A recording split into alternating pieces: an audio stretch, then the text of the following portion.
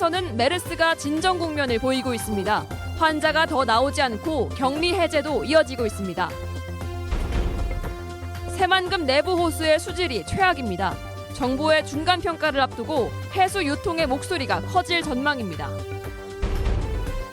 때 아닌 우박이 내려 농작물에 큰 피해가 났습니다. 5, 6월 우박 피해 현장에 다녀왔습니다. 누리과정 예산에 대한 교육청과 도의회 간의 힘겨루기 양상입니다. 한 시민단체는 도교육청에 대한 압력을 중단하라고 촉구했습니다. 여러분 안녕하십니까? 전북권 뉴스입니다. 메르스 환자 발생이 계속되고 있는 서울 지역과 달리 도내에서는 사태가 진정 국면을 맞고 있습니다. 복잡하던 메르스 상담 신고 전화가 뒤늦게 국번 없이 109번으로 일원화됐습니다. 박찬익 기자가 보도합니다. 전라북도 보건당국은 지난 24시간 동안 도내에서 메르스 의심 증상을 보여 검사가 이뤄진 것은 2건에 그쳤다고 밝혔습니다. 검사 결과 역시 모두 음성으로 확인돼 도내 메르스 사태가 진정되는 양상을 보이고 있다고 설명했습니다. 보건환경연구원 24시간 검사가 2건이었습니다. 그러니까 좀 그런 의심돼서 신고하고 검사까지 이어지는 건수도 약간 줄었다 이렇게 말씀. 질병관리본부로 각 지역 보건소로 어디로 전화해야 할지 몰라 혼선을 빚었던 상담 전화도 보건복지부로 일원화됐습니다. 보건당국은 보건복지부 콜센터인 국번 없이 109번으로 전화하면 자세한 상담과 추후 조치에 대한 안내를 받을 수 있다고 설명했습니다. 보건당국은 병원 응급실 등에서 발생할지 모르는 추가 감염을 차단하기 위해 의심 환자는 해당 전화로 1차 상담을 한 뒤 근처 보건소에 검체 채취를 의뢰해달라고 당부했습니다. 한편 메르스로 확진된 전주의 63세 남성은 폐렴이 악화되고 심장과 콩팥 기능 이상까지 발생해 위중한 상태가 지속되고 있는 것으로 전해졌습니다. MBC 뉴스 박찬익입니다.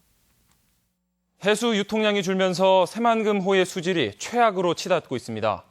실제 새만금 내측에 가보니 물은 온통 잿빛에 어민들은 급격한 어획량의 감소를 호소했습니다. 김하연 기자의 보도입니다.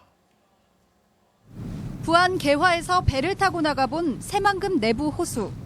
간장이라도 부은 듯 물은 온통 잿빛이고 떠서 걸러보니 각종 부유물이 확연합니다.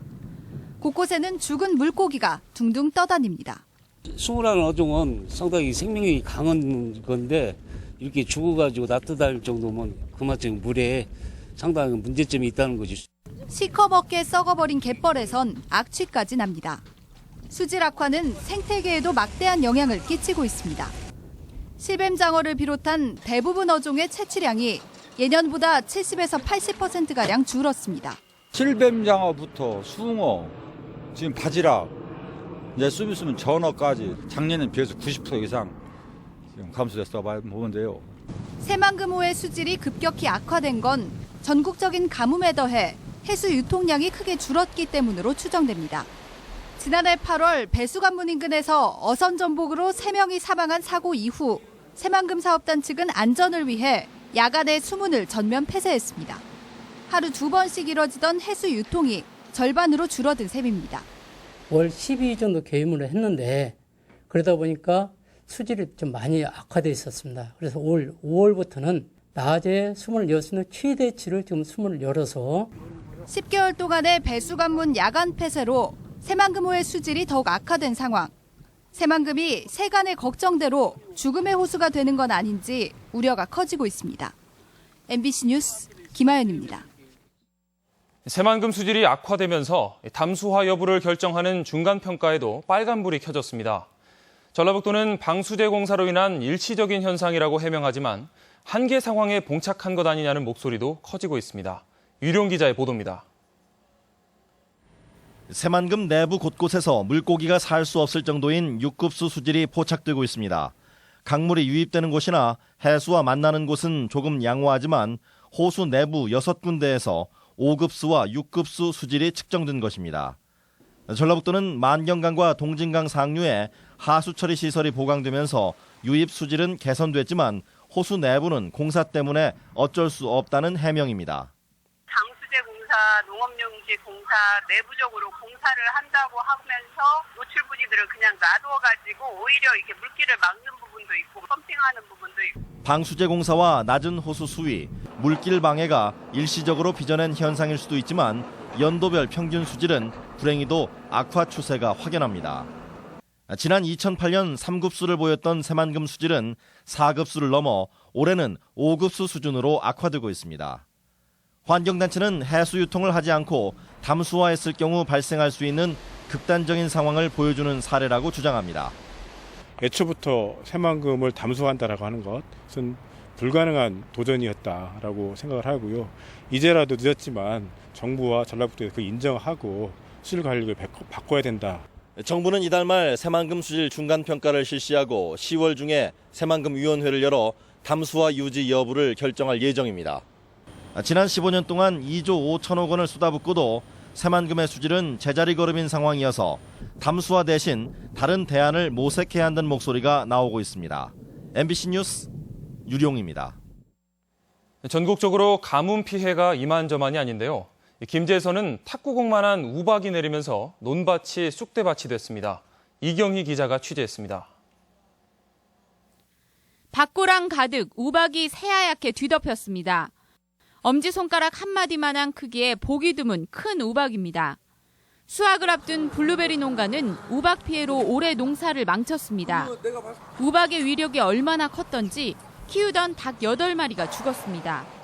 태풍에도 끄떡없었던 축사 지붕은 우박으로 온통 구멍투성입니다. 고추잎도 우박에 우수수 떨어져 나갔고 이제 막 파종을 시작하는 콩도 대가 부러지고 새순이 떨어졌습니다. 정신이 뭔 돌로 맞은 것처럼 왔거든요. 트랙터 타고 이러다가 내가 맞았는데 정신이 하나도 없었어요. 한창 수확을 해야 하는 밀도 알곡이 모조리 떨어져 나가 땅바닥에 수북합니다. 5, 6월에 우박이 가끔 내리기는 하지만 이번처럼 크고 단단한 우박이 집중적으로 내려 큰 피해로 이어지는 경우는 드문 편입니다. 올해 가뭄이 들어가지고 이 곡물들이 밀이나 보리가 수확이 저조합니다. 근데 갑자기 그냥 우박이 와가지고 현재까지 집계된 전북 지역의 우박 피해는 270헥타르. 가뭄으로 타들어가던 농심에 우박이 더 생채기를 냈습니다. MBC 뉴스 이경입니다. 어린이집 누리과정 문제로 도교육청과 도의회가 대립하고 있습니다. 정부가 요지부동인 상황에서 근본 해법을 낼 수 없는 지역에서 기관 간 갈등 양상으로 번지고 있습니다. 강동혁 기자가 보도합니다. 편법적 누리과정 예산 편성 압박 중단하라. 시민단체 회원들이 도의회를 찾아 도교육청에 대한 누리과정 예산 압박을 중단하라고 촉구했습니다. 누리 예산에 손을 놓고 있는 정부의 김승환 교육감이 맞서고 있는 상황에서 힘이 돼줘야 할 의회가 오히려 김 교육감을 몰아세우고 있다는 겁니다.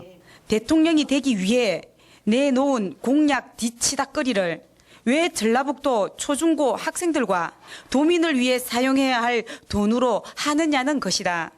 실제로 도의회 교육위원회는 교육청의 추경 예산안 심사를 보류하며 압박하고 있습니다. 도청으로부터 받을 수 있는 지방교육세 등을 예산으로 편성하지 않는 등 누리과정 예산을 세울 수 있는 여력이 있으면서도 도교육청이 이를 피하고 있다는 판단입니다. 184억이 추경 예산안에 들어가지 않았다는 것은 좀 이해가 되지 않습니다. 도의회 의원으로서 도교육청 추경 예산안 편성에 부실이다. 하지만 지방교육세와 학교용지 부담금은 누리과정 문제 해결에 큰 도움이 되지 못할 전망입니다. 우선 학교용지 부담금은 도교육청이 전라북도로부터 300억 원 이상을 받을 수 있지만 학교를 짓는 목적 외에는 사용하지 못하게 돼 있어 누리과정 예산으로 쓸 수 없습니다. 도교육청에서 편성하지 않았다는 이유로 논란을 겪고 있는 지방교육세 184억 원은 구체적인 용도가 정해져 있지 않아 예산을 세우면 어린이집에 사용할 수도 있습니다. 하지만 이를 누리과정에 사용하면 기존에 쓰였던 교육환경 개선 사업 등을 하지 못하게 돼 윗돌을 빼서 아랫돌 괴는 격입니다. 누리과정 예산에 대한 근본 해법을 정부가 내지 못하는 상황이 장기화되면서 지역에서는 기관 간의 갈등 양상까지 나오고 있습니다.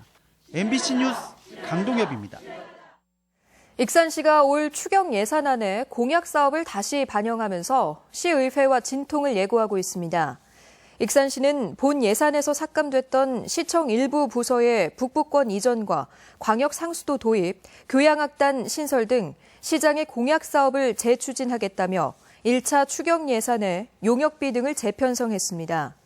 이에 대해 시의회는 본 예산 심의에서 충분한 논의를 거쳐 삭감한 예산이 시민 공감대 형성이나 구체적인 검토 없이 다시 편성됐다며 문제를 제기하고 있어 진통이 예상됩니다.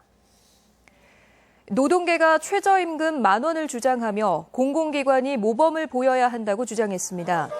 최저임금 현실화를 위한 전북투쟁본부는 오늘 전주시청에서 기자회견을 열고 최저임금은 1인 생계를 위한 임금이 아니라 한 가족이 먹고 살 만한 생활임금 수준인 월 200만 원은 돼야 한다고 주장했습니다. 이들은 생활임금 조례까지 제정한 전주시가 올 하반기 생활임금을 법정 최저임금보다 500원 정도 높은 수준에서 정한 것은 기만적이라고 규탄했습니다. 시설 기준을 맞추지 못해 임시 폐쇄된 어린이 놀이터가 장기간 방치되고 있습니다. 전주시는 안전검사의 불합격 판정을 받았거나 안전상 우려가 있어 지난 4월 안전관리법 시행에 따라 일괄적으로 임시 폐쇄된 놀이터는 진북 우성아파트와 동아 한일아파트 등 26곳이라고 밝혔습니다. 초록우산 어린이재단은 낙후돼 임시 폐쇄된 지역 놀이터에 대해서는 현재 발의된 법안대로 자치단체가 수리와 보수 비용을 지원해야 한다고 밝혔습니다.